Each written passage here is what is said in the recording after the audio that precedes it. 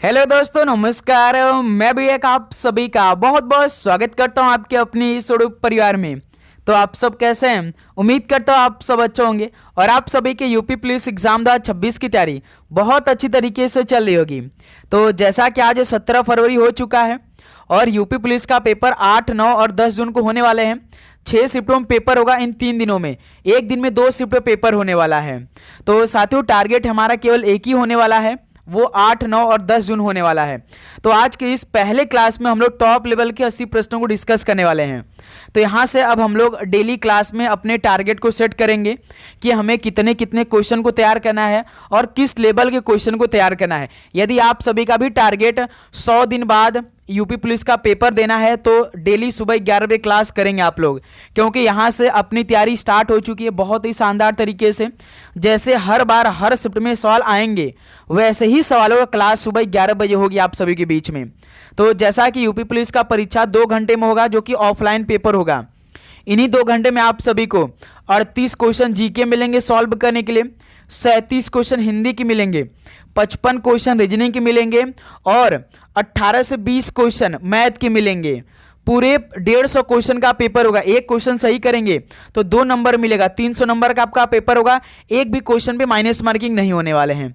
तो जैसा कि आगामी 3 महीने में आप सभी को यूपी का 3 पेपर देना है। सबसे पहले तो अगले महीने यानी 14 और 15 मार्च को यूपीएसआई का पेपर देना है। उसके बाद अप्रैल के महीने में 25 और 26 अप्रैल को यूपी होमगार्ड का पेपर देना है। उसके बाद मई के बाद जो आपका जून महीने आएगा 8, 9 और 10 जून, तो यूपी पुलिस कांस्टेबल का एग्जाम होने वाला है, जो कि टारगेट आप सभी का होने वाला है। तो यहां से हमारे पास केवल 3 महीने का समय बाकी है। इन्हीं 3 महीने में हमें GK, UP GK plus current affair के अलावा मैथ, रीजनिंग और हिंदी के सभी सवालों को कंप्लीट तैयारी करना है। एक भी क्वेश्चन गलत नहीं होना चाहिए भाई। ऐसी टारगेट हमें तैयार करना है इस बार। तो डेली सुबह 11 बजे आप क्लास लेंगे और वही क्वेश्चन होंगे जो कि आपकी सीधे परीक्षा में आने वाले हैं। डेली क्लास आएगी बहुत ही शानदार तरीके से।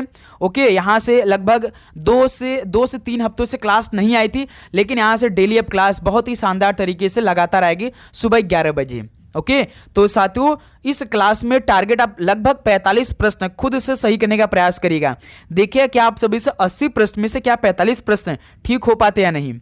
इससे क्या होगा कि आपकी तैयारी खुद मालूम होगी और अपनी तैयारी आपको बहुत ही अच्छी तरीके से हो जाएगी। हर एक क्वेश्चन का जवाब आपसे खुद करना है भाई। एक भी क्वेश्चन का माइनस मार्किंग नहीं होगा। तो 80 प्रश्नों को आप अटेम्प्ट करिएगा सबसे पहले तो, ठीक है। तो चलिए क्लास को शुरू करते हैं। आज का पहला प्रश्न आपकी स्क्रीन पर ये रहा। क्रिकेट का प्रथम विश्व कप कब आयोजित हुआ था?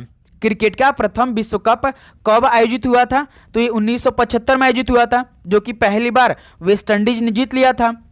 ऑप्शन बिल्कुल परफेक्ट आंसर हो जाएंगे। नेक्स्ट अगला सवाल कॉल करेंगे क्वेश्चन नंबर 2 को।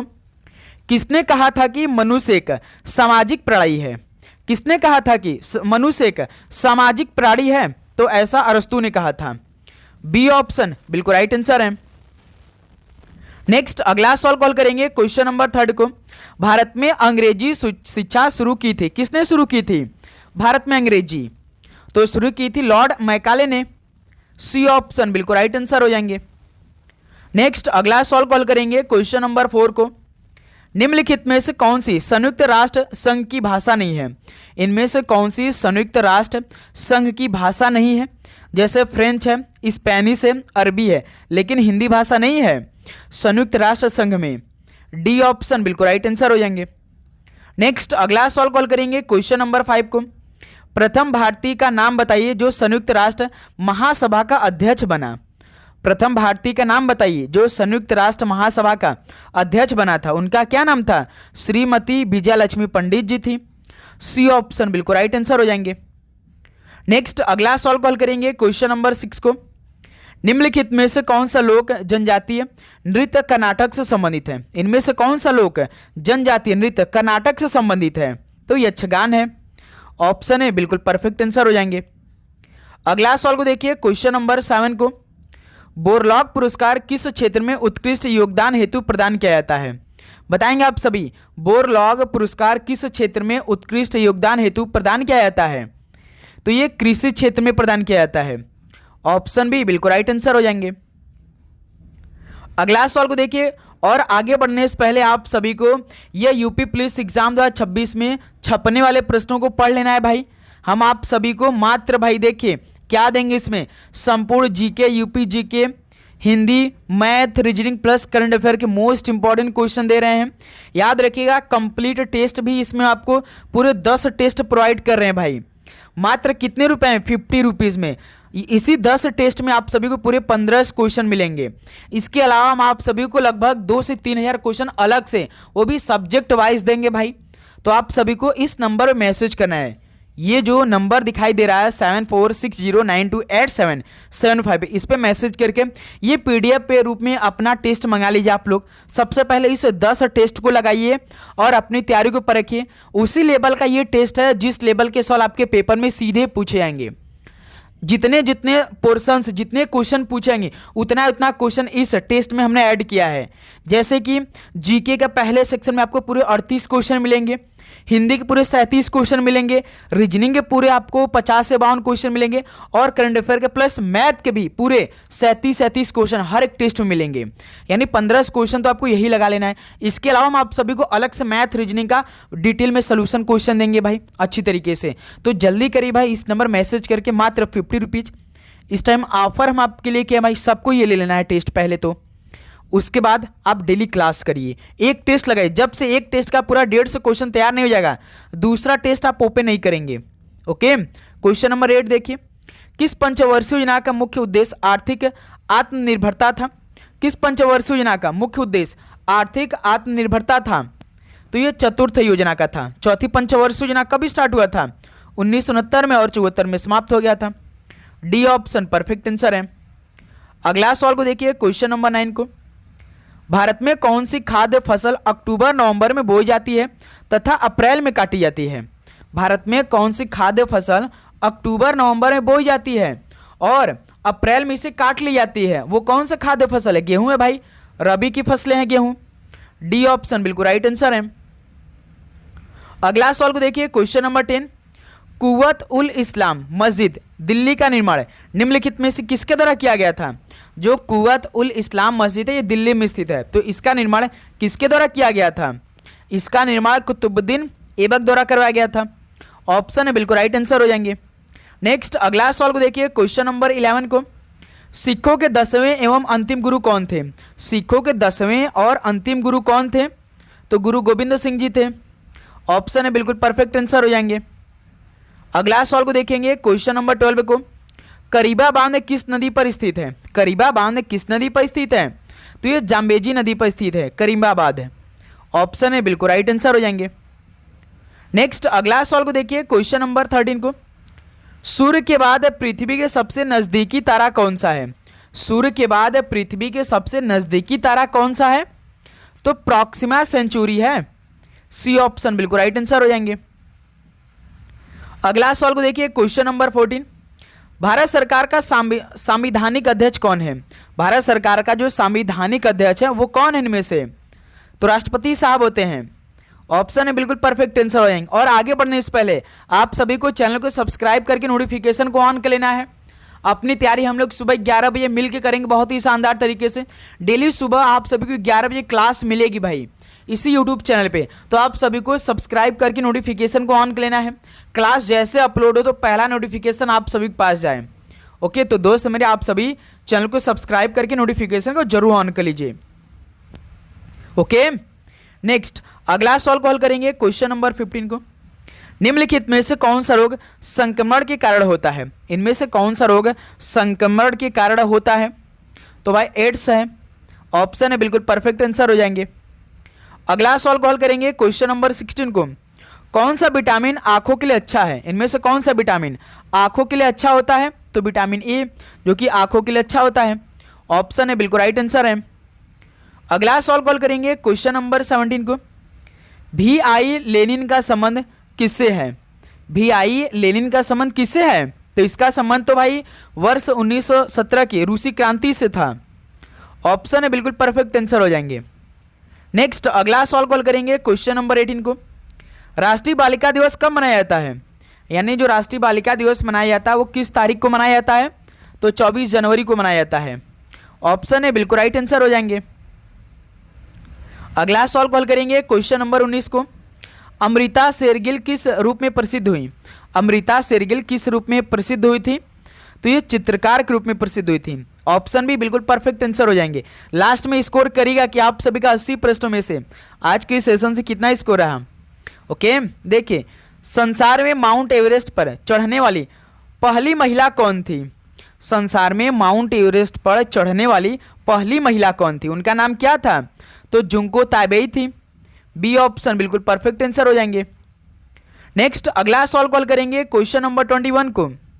भारत रत्न से विभूषित प्रथम विदेशी नागरिक कौन है? भारत रत्न से विभूषित प्रथम विदेशी नागरिक इनमें से कौन है? तो खान अब्दुल गफ्फार खान है। बी ऑप्शन बिल्कुल परफेक्ट आंसर हो जाएंगे। नेक्स्ट अगला सॉल्व कॉल करेंगे क्वेश्चन नंबर 22। कोंकण रेलवे की लगभग लंबाई कितने किलोमीटर की होती है? कोंकण रेलवे की लगभग लंबाई कितनी है, यानी कितने किलोमीटर की है? तो 760 किलोमीटर की है। बी ऑप्शन बिल्कुल राइट आंसर हो जाएंगे। अगला सॉल्व कॉल करेंगे क्वेश्चन नंबर 23 को। भारत का निम्नलिखित में से कौन सा तट प्रचंड उष्णकटिबंधीय चक्रवातों से सर्वाधिक दुष्प्रभावित है? भारत का कौन सा तट प्रचंड उष्णकटिबंधीय चक्रवातों से सर्वाधिक दुष्प्रभावित है? तो वो आंध्र तट है। बी ऑप्शन बिल्कुल राइट आंसर हो जाएंगे। नेक्स्ट अगला सॉल्व कॉल करेंगे क्वेश्चन नंबर 24 को। भारतीय अर्थव्यवस्था के किस क्षेत्र में सर्वोच्च उत्पादकता है? भारतीय अर्थव्यवस्था के किस क्षेत्र में सर्वोच्च उत्पादकता है? तो भाई परिवहन में है, संचार में है एवं वाणिज्य में है। तो बी ऑप्शन बिल्कुल परफेक्ट आंसर हो जाएंगे। नेक्स्ट अगला सॉल्व कॉल करेंगे क्वेश्चन नंबर 25 को। प्रकाश का वेग सबसे पहले किसने मापा था? प्रकाश का वेग सबसे पहले किसने मापा था? तो सबसे पहले रोमर ने मापा था। सी ऑप्शन बिल्कुल राइट आंसर है। नेक्स्ट अगला सॉल्व कॉल करेंगे क्वेश्चन नंबर 26। कांसा निम्नलिखित में से किसकी मिश्र धातु होता है? कांसा किसकी मिश्र धातु है? तो ये तांबा और टीन का मिश्र धातु है। सी ऑप्शन बिल्कुल राइट आंसर है। ओके, चलिए अगला सॉल्व कॉल करेंगे क्वेश्चन नंबर 27 को। राष्ट्रपति की सेवानिवृत्ति की आयु कितने वर्ष की होती है? बताएंगे आप सभी। राष्ट्रपति की जो सेवानिवृत्ति आयु है वो कितने वर्ष की होती है? आप जानते भाई कोई सीमा ही नहीं होती है। डी ऑप्शन बिल्कुल परफेक्ट आंसर है। अगला सॉल्व कॉल करिए क्वेश्चन नंबर 28। सुएज नहर किस किस को जोड़ती है, यानी किस महासागर को जोड़ती है? सुएज नहर तो ये भूमध्य सागर और लाल सागर को जोड़ती है। ऑप्शन है बिल्कुल परफेक्ट आंसर हो जाएंगे। नेक्स्ट अगला सॉल्व कॉल करेंगे क्वेश्चन नंबर 29 को। कुतुब मीनार को जैसे हम आज देखते हैं उसका पुनर्निर्माण किया गया था। तो साथियों कुतुब मीनार को जैसे हम आज उसे देखते हैं उसका पुनर्निर्माण किया गया था। किसके द्वारा किया गया था पुनर्निर्माण? तो फिरोज तुगलक द्वारा पुनर्निर्माण किया गया था कुतुब मीनार को। डी ऑप्शन बिल्कुल परफेक्ट आंसर हो जाएंगे। ओके, चलिए अगला सॉल्व कॉल करिए क्वेश्चन नंबर 30 को। इब्न बतूता किसके शासनकाल में भारत आया था? इब्न बतूता किसके शासनकाल में भारत आया था? तो मोहम्मद बिन तुगलक के समय आया था। सी ऑप्शन बिल्कुल राइट आंसर हो जाएंगे। नेक्स्ट अगला सॉल्व कॉल करेंगे क्वेश्चन नंबर 31। उस खाद्य फसल का नाम बताइए जो भारत में सबसे अधिक उपजती है। उस खाद्य फसल का नाम बताइए जो भारत में सबसे अधिक उपजती है। तो वो चावल है जो कि भारत में सबसे अधिक पैदावार होती है, उपजती है। डी ऑप्शन बिल्कुल राइट आंसर है। ओके, चलिए अगला सॉल्व कॉल करेंगे क्वेश्चन नंबर 32 को। बृहत्तर भारत निम्नलिखित में से किसका घोतक है? बृहत्तर भारत निम्नलिखित में से किसका घोतक है? तो ये सांस्कृतिक एकता का घोतक है जो बृहत्तर भारत है। ऑप्शन भी बिल्कुल परफेक्ट आंसर हो जाएंगे। नेक्स्ट अगला सॉल्व कॉल करेंगे क्वेश्चन नंबर 33 को। भारत के राष्ट्रपति के पास आपात अधिकार है कितने प्रकार के? भारत के राष्ट्रपति के पास आपात जो अधिकार है वो कितने प्रकार के हैं? तो 3 प्रकार के हैं। डी ऑप्शन बिल्कुल राइट आंसर है। नेक्स्ट अगला सॉल्व कॉल करेंगे क्वेश्चन नंबर 34। फूलों वालों की सैर नामक उत्सव कहाँ मनाया जाता है? फूलों वालों की जो सैर है नामक उत्सव ये कहाँ पर मनाया जाता है, किस शहर में मनाया जाता है? तो ध्यान रखिएगा दिल्ली मनाया जाता है। ऑप्शन बी बिल्कुल राइट आंसर है। नेक्स्ट अगला सॉल्व कॉल करेंगे क्वेश्चन नंबर 35 को। संगीत यंत्र तबला का प्रचलन किया किसने? संगीत यंत्र तबला का प्रचलन किसने किया था? तो अमीर खुसरो ने किया था। बी ऑप्शन बिल्कुल राइट आंसर हो जाएंगे। अगला सवाल कॉल करिए क्वेश्चन नंबर 36। मुगल प्रशासन में मदद ए मास इंगित करता है किसको?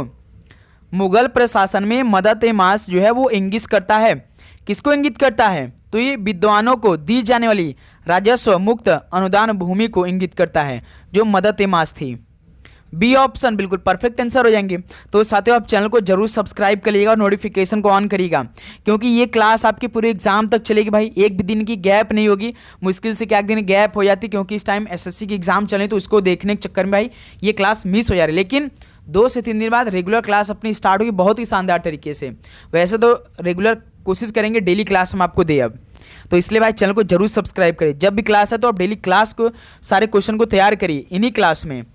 ओके, देखिए क्वेश्चन नंबर 37 का राइट आंसर क्या बनेगा?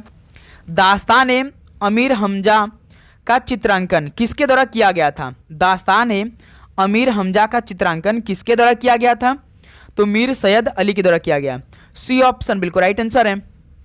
नेक्स्ट अगला सवाल कॉल करिए क्वेश्चन नंबर 38। इंडिया डिवाइडेड पुस्तक के लेखक कौन थे? इंडिया डिवाइडेड पुस्तक के लेखक कौन थे? तो डॉक्टर राजेंद्र प्रसाद जी थे। ऑप्शन बी बिल्कुल परफेक्ट आंसर हो जाएंगे।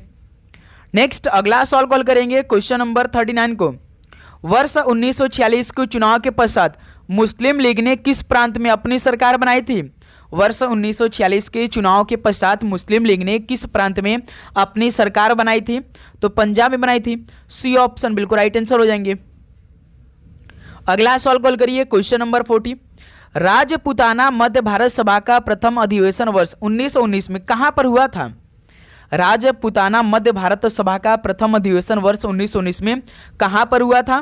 तो ये अजमेर में हुआ था, जो कि बी ऑप्शन बिल्कुल राइट आंसर हो जाएंगे। अगला सवाल कॉल करिए क्वेश्चन नंबर 41 को। द्वितीय गोलमेज सम्मेलन में कांग्रेस का प्रतिनिधित्व किसने किया था? द्वितीय गोलमेज सम्मेलन में कांग्रेस का प्रतिनिधित्व किसने किया था? तो महात्मा गांधी जी ने किया था। डी ऑप्शन बिल्कुल परफेक्ट आंसर हो जाएंगे। नेक्स्ट अगला सवाल को देखिए क्वेश्चन नंबर 42 को। निम्नलिखित में से किस एक ने सुभाष चंद्र बोस को देश नायक कहा था? किसने सुभाष चंद्र बोस जी को देश नायक कहा था? तो रविन्द्रनाथ टैगोर जी ने कहा था। सी ऑप्शन बिल्कुल राइट आंसर हो जाएंगे। तो साथियों क्या आप बता सकते हैं कि नोबेल पुरस्कार जो पहले रविन्द्रनाथ टैगोर जी को मिला था, जो कि किसके लिए मिला था बताएंगे आप सभी? गीतांजलि के लिए मिला था, ये तो सभी मान लो गीतांजलि, लेकिन किस वर्ष में मिला था ये आप सभी बताइए।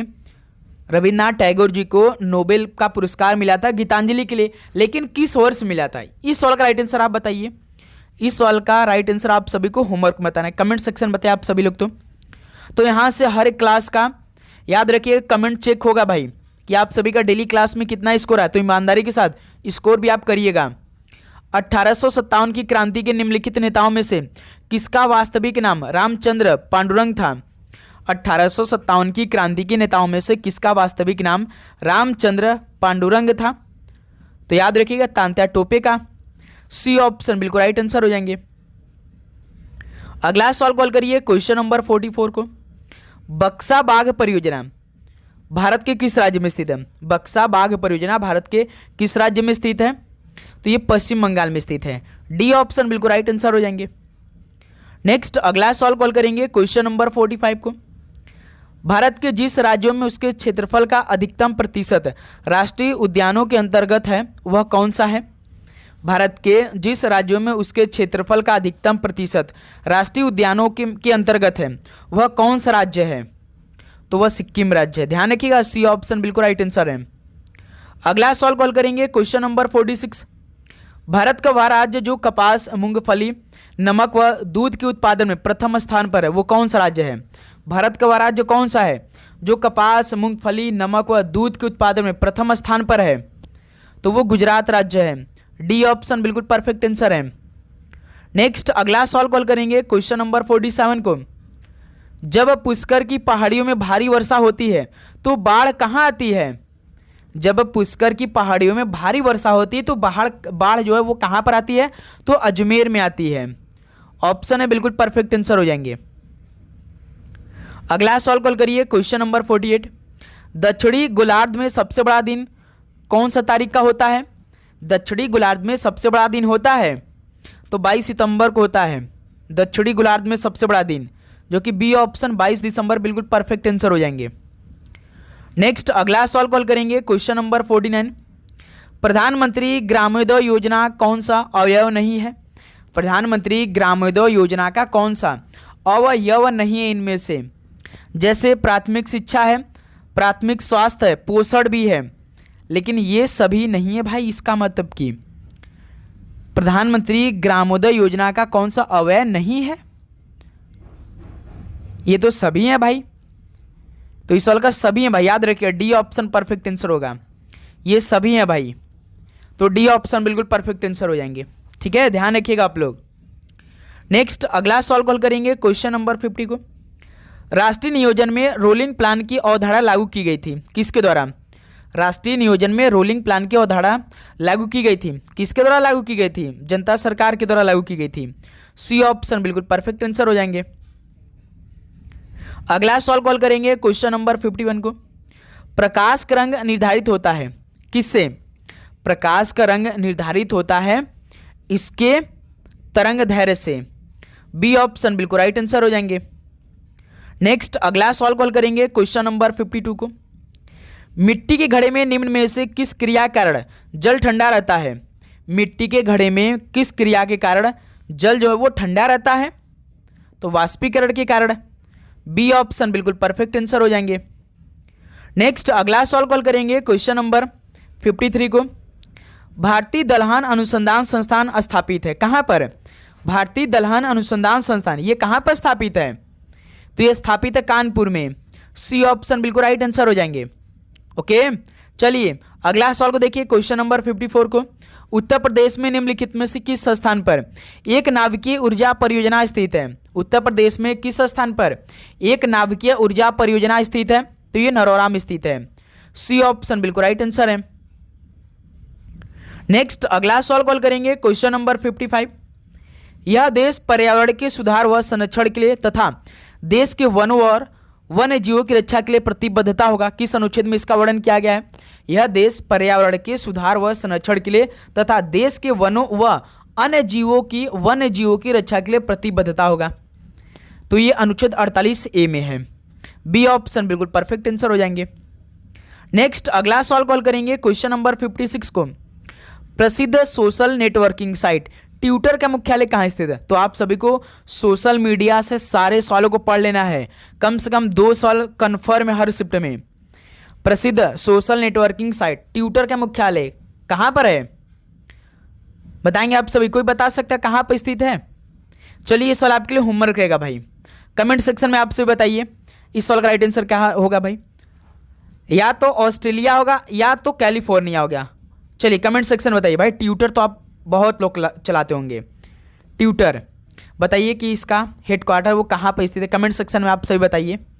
ओके, सभी बताएंगे आप सभी। नेक्स्ट अगला सवाल कॉल करेंगे क्वेश्चन नंबर 57 को। राष्ट्रीय मानव अधिकार संरक्षण अधिनियम कब लागू हुआ था? राष्ट्रीय मानव अधिकार संरक्षण अधिनियम कब लागू हुआ था? किस वर्ष में लागू हुआ था? तो ये वर्ष 1993 में लागू हुआ था। ऑप्शन बिल्कुल परफेक्ट आंसर हो जाएंगे। नेक्स्ट अगला सवाल कॉल करेंगे क्वेश्चन नंबर 58। साँच को आँच नहीं इसका अर्थ क्या है? साँच को आँच नहीं इसका अर्थ क्या है? तो साथियों ये हिंदी के सवाल है। हिंदी के सवालों को एकदम ध्यान से सॉल्व करिए क्योंकि 74 नंबर की बात है। ठीक है, 74 में से पूरा टारगेट है कि 74 के 74 में सवाल सही करना है भाई। 37 क्वेश्चन आएंगे, 37 से 37 सवाल सही करना है। एक क्वेश्चन 2 नंबर का, तो पूरे 74 के 74 नंबर आपको लेना है। साँच को आँच नहीं इसका अर्थ क्या होता है?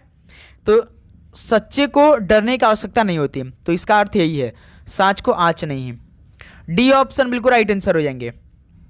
अगला सवाल कॉल करिए क्वेश्चन नंबर 59 को। व्याख्यान में कौन सी संधि है? व्याख्यान में कौन से संधि इनमें से लगा है? तो इसमें यड़ संधि है। सी ऑप्शन बिल्कुल राइट आंसर हो जाएंगे। नेक्स्ट अगला सवाल कॉल करिए क्वेश्चन नंबर 60 को। अत्युत्तम के संधि विच्छेद का सही विकल्प चुनिए। अत्युत्तम के संधि विच्छेद का सही विकल्प चुनिए कौन सा है? तो इसमें अति प्लस उत्तम, अत्युत्तम। डी ऑप्शन बिल्कुल परफेक्ट आंसर हो जाएंगे। नेक्स्ट अगला सवाल को देखिए क्वेश्चन नंबर 61 को।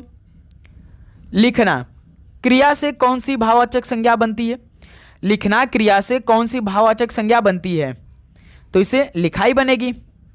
सी ऑप्शन बिल्कुल राइट आंसर हो जाएंगे। अगला सवाल को देखिए क्वेश्चन नंबर 62 को। मुझे तोड़ देना वनमाली उस पथ पर देना तुम फेंक। यह पंक्ति किस कवि की है? मुझे तोड़ देना वनमाली उस पथ पर देना तुम फेंक, यह पंक्ति किस कवि जी की है?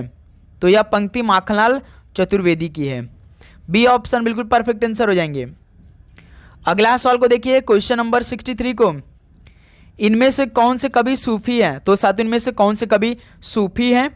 तो जायसी एक कवि सूफी हैं। डी ऑप्शन बिल्कुल राइट आंसर हो जाएंगे।